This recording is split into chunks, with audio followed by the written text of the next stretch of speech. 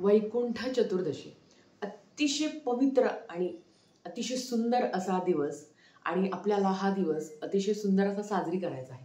वैकुंठ चतुर्दशी म्हणजे नेमकं काय काय करायचं असतं ह्या दिवशी त्या संदर्भातली माहिती आज आपण बघणार आहोत। नमस्कार सर्वांना, श्री स्वामी समर्थ। तुम्हा सगळ्यांचं आपल्या चॅनलमध्ये खूप खूप मनापासून स्वागत।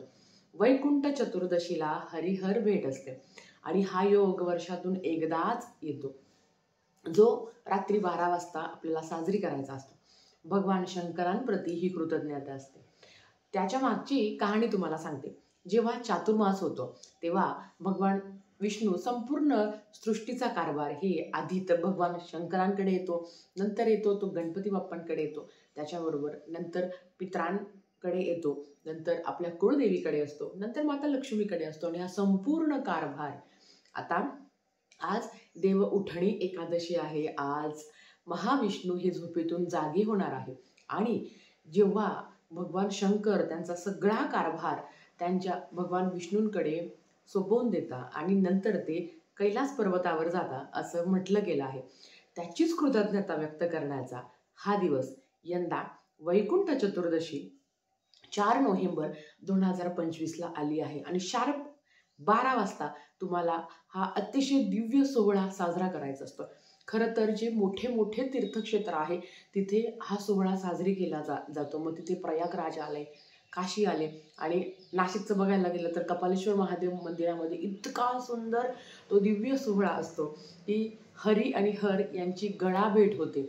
आपण त्या दिवसाचे साक्षीदार आपल्याला पण व्हायचं आहे आणि आपल्याला सुद्धा सेवा करायची आहे। हरी आणि हर म्हणजेच काय, भगवान विष्णू आणि भगवान शंकर यांची गळाभेट होते। का होते तर 4 महिने हा जो काही कारभार आहे तो भगवान शंकरांच्या अंडर असतो आणि ते संपूर्ण सृष्टीचा कारभार सांभाळतात। म्हणून भगवान शंकरांना त्यांच्या प्रति कृतज्ञता व्यक्त करण्याचा हा दिवस असतो, म्हणजे भगवान शंकरांच्या प्रति कृतज्ञता व्यक्त करण्याचा हा दिवस असतो।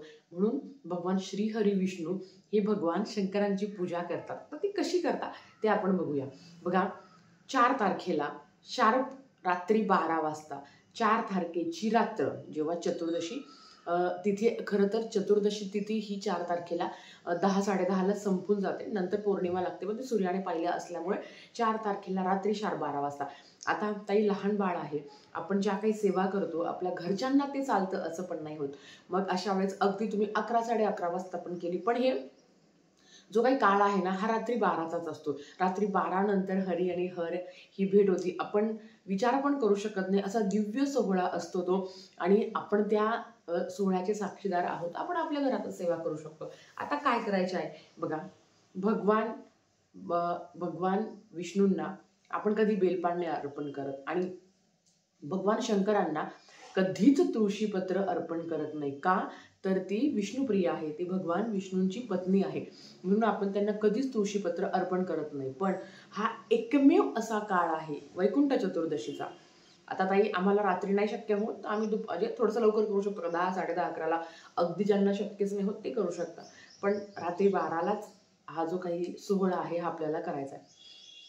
काय करायचं, प्रत्येकाच्या घरात बाळकृष्णाची मूर्ती असेल किंवा विठ्ठलाची मूर्ती असेल, नाहीतर त्याच्याबरोबर महाराजांची मूर्ती असेल, प्रभू श्रीरामांची मूर्ती असेल, बालाजींचा फोटो असेल, काहीतरी तर असेल ना घरात, भगवान शंकरांची शिवपिंडी असेल, तर काय करायचं आहे, भगवान शंकरांना आपल्याला तुळशीपत्र अर्पण करायचे आहे। बघा, वर्षातून एकमेव हा असा एकच दिवस आहे की ज्याच्यात आपल्याला भगवान शंकरांना तुळशीपत्र अर्पण करायचं आहे। आपण कधीच भगवान शंकरांना तुळशीपत्र अर्पण करत नाही, त्यांच्या नैवेद्याला सुद्धा आपण तुळशीपत्र ठेवत नाही।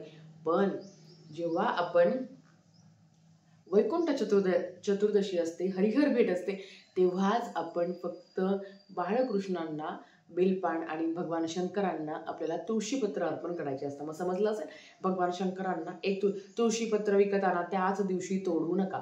तर ही सेवा कोणीही करू शकतो, पण महिला आपण आहे आणि असं म्हणता ह्या दिवशी जर भगवान विष्णूंची सुद्धा सेवा केली तर आपल्याला वैकुंठात जागा मिळते। मृत्यू हे अंतिम सत्य आहे आणि हे प्रत्येकाने स्वीकारावं। आपलं कुठल्या ना कुठल्या कार्यासाठी आपला जन्म झाला असतो, जेव्हा हे कार्य समाप्त होतं तेव्हा प्रत्येकाला या जगाचा निरोप घ्यायचा असतो आणि प्रत्येकाला वाटतं की मरण तरी चांगलं आलं पाहिजे, वैकुंठात जागा मिळावी असं प्रत्येकाचं असं। म्हणून ह्या दिवशी जर ही सेवा केली भगवान विष्णूंची सेवा केली त्याला वैकुंठात जागा मिळते असं म्हणतात. मग आता भगवान शंकरांना बघा, आता सेवा पण जरा कन्फ्युजनची आहे. भगवान शंकरांना तुळशीपत्र अर्पण करायची. 108 करा, 1 करा, 11 करा, 51 करा, तुमची इच्छा. आणि बाळकृष्णांना 1 बेलपान, 11 बेलपान, 108 बेलपान, जे तुमच्याकडे उपलब्ध आहे ते बेलपान तुम्हाला बाळकृष्णांना अर्पण करायचं आहे. पण मी आता जेव्हा भगवान शंकरांना मी जेव्हा तुळशीपत्र अर्पण करेल तेव्हा मी काय म्हणेन, तर मी तेव्हा भगवान विष्णूंची सेवा म्हणेन. बघा, मी भगवान शंकरांना जेव्हा तुळशीपत्र अर्पण करेल तेव्हा मी भगवान विष्णूंची सेवा म्हणेल. ती कुठली? मग तुम्ही विष्णू सहस्रनामावली भगवान श्रीहरी विष्णूंचे 1000 नावं घेऊ शकता. नाहीतर ओम नमो भगवते वासुदेवाय नमः, ओम नमो भगवते वासुदेवाय नमः या मंत्राचा मंत्र जप करू शकता. सगळ्यात आधी 1 बेलपान अर्पण केलं तरी चालेल, 11 करा, 21 करा, तुमची इच्छा. तुम्हाला जसं शक्य होईल तेवढे तुम्ही तुळशीपत्र भगवान शंकरांना अर्पण करू शकता. आणि बेलपान पण 1 केलं, 11 करा, 21 करा, तुमची इच्छा. पण भगवान शंकरांना जेव्हा तुम्ही तुळशीपत्र अर्पण करता तेव्हा ओम नमो भगवते वासुदेवाय नमः अर्पण करायचं. परत ते तुळशीपत्र काढायचं, परत ओम नमो भगवते वासुदेवाय नमः या मंत्राचा मंत्र जप करावा. आणि 1000 नावं घेतले तर सोन्याहून पिवळं. ही सेवा वर्षातून एकदाच असते म्हणून सेवेत कंजूसपणा करायचा नाही. आता बाळकृष्णांना जेव्हा आपण बेलपान अर्पण करतो, आता ज्या पद्धतीने बेलपान पालथं अर्पण करायचं का, तर तुम्ही त्यांच्या चरणांजवळ बेलपान ठेवा. तुम्ही ते सरळ ठेवलं तरी चालेल, कारण भगवान शंकरांना पालथं अर्पण करतो. तुम्ही सरळ पण ठेवू शकता, तुमची इच्छा असेल तुम्ही पालथं पण ठेवू शकता. पण ते कसं करायचं ते तुम्हाला सांगते. बघा, बाळकृष्णांना जेव्हा तुम्ही बेलपान अर्पण करता तेव्हा काय सेवा करायची? मग तेव्हा तुम्हाला शिव अष्टोत्तर नामावली म्हणजेच काय, भगवान शंकरांचे 108 नावं घ्यायचे. ओम शिवाय नमः, ओम महेश्वराय नमः, ओम पिनाकिने नमः, ओम शशिशेखराय नमः. हे झाले 108 नावं. ताई आम्हाला शिव अष्टोत्तर नामावली येत नाही, ओम नमः शिवाय म्हणा. बाळकृष्णांना बेलपान अर्पण करत असताना ओम नमः शिवाय, ओम नमः शिवाय या मंत्राचा मंत्र जप करायचा. 12 नंतर केलं, 12, 12:15, 12:30ला केलं तर अतिशय उत्तम.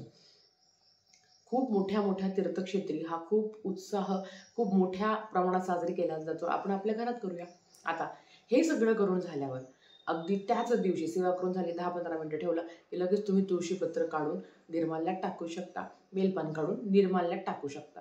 कारण नाहीतर दुसऱ्या दिवशी पटकन सकाळी उठल्यावर आंघोळ वगैरे झाली की भगवान शंकरांना अर्पण केलेली तुळशीपत्र तुम्ही काढून ठेवायची आणि बाळकृष्णांना जे बेलपान अर्पण केले ते काढून घ्यावे आणि निर्माल्यात टाकावे. बघा, ह्या दिवशी भगवान विष्णूंची सेवा करणं ही तेवढंच महत्त्वाचं आहे.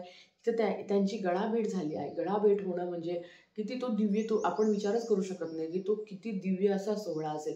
पण तुम्हाला माहिती का, ह्या दिवशी भगवान शंकरांची कृतज्ञता व्यक्त करण्यासाठी भगवान विष्णूंनी भगवान शंकरांना एक कमळाचं फूल अर्पण केलं होतं. कमळाची फुलं त्यांच्यासाठी खूप ते कमळाची फुलं घेऊन आले होते.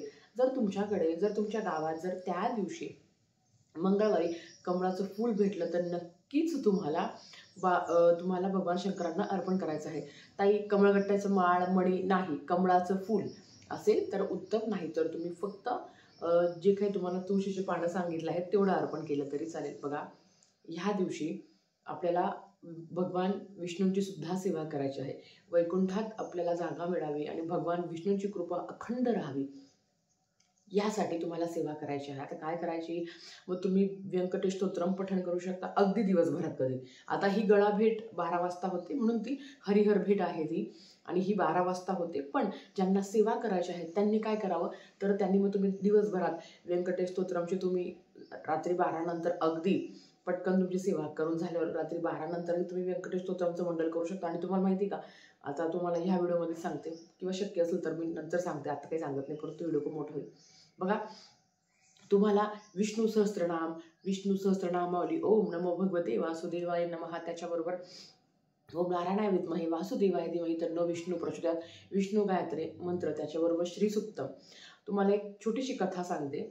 जेव्हा माता लक्ष्मीने भगवान विष्णूंकडे सांगितलं होतं की मला तो एक अधिकार द्या की कोणाकोणाला लक्ष्मी प्राप्ती व्हावी, हे मी ठरवेल, मला कोणाकडे जायचं आहे हे मी ठरवेल. तेव्हा भगवान विष्णू काय म्हटले होते, चालेल तू सगळ्यांना लक्ष्मी दे, पण कोणाकडे किती काळापर्यंत लक्ष्मी असावी ते मी ठरवेल. कोणाला किती वेळापर्यंत ती लक्ष्मी द्यावी, कोणाकडे किती द्यावी, कोणाकडनं किती घ्यावी, हे भगवान विष्णूंनी ठरवलं आहे. मला तुम्हाला एकच सांगायचं आहे की भगवान विष्णूच्या हातात चालक मालक पालक आहे ते. नक्कीच त्यांची सेवा केल्याने आयुष्यात कधीच कशाची कमी पडणार नाही. लक्ष्मी खूप चंचल आहे, पण तिला काय आवडतं तर तिला भगवान विष्णूंची सेवा आवडते. म्हणून ज्या ज्या घरात व्यंकटेश स्तोत्रम असेल, विष्णू सहस्रनाम असेल, विष्णू सहस्रनामावली असतं, यांचं पठण केलं जातं, तिथे कधीच कशाचीच कमी पडत नाही.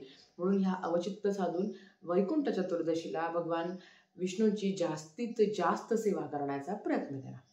समजलं असेल, काही अडचण असेल तर कमेंट करून विचारू शकता. रात्री 12ची सेवा शक्य नसेल तर थोडंसं लवकर 10:30, 11, 11:30 पर्यंत, कारण शेवटी भाव महत्त्वाचा आहे. 12लाच केलं पाहिजे आणि खरं तर ते 12लाच केलं पाहिजे. कारण ते म्हणजे 12 नंतर ते 12, 12:30 पर्यंत ती सेवा चालते, किंवा काही काही ठिकाणी काही काही मंदिरात अगदी 12, 12:30 पर्यंत होतं. पण तुमच्याकडे असेल तर थोडंसं तुम्ही लवकर केलं तरी चालेल. शेवटी श्रद्धा महत्त्वाची आहे. ठीक आहे. आजच्यासाठी बघते इतकं झालेली सेवा स्वामींच्या चरणी मी रुजू करते आणि आजचा व्हिडिओ इथे थांबवते. आवडला असेल तर लाईक, शेअर, सबस्क्राईब करा. भेटूया परत अशाच एका नवीन व्हिडिओसोबत. तोपर्यंत श्री स्वामी समर्थ.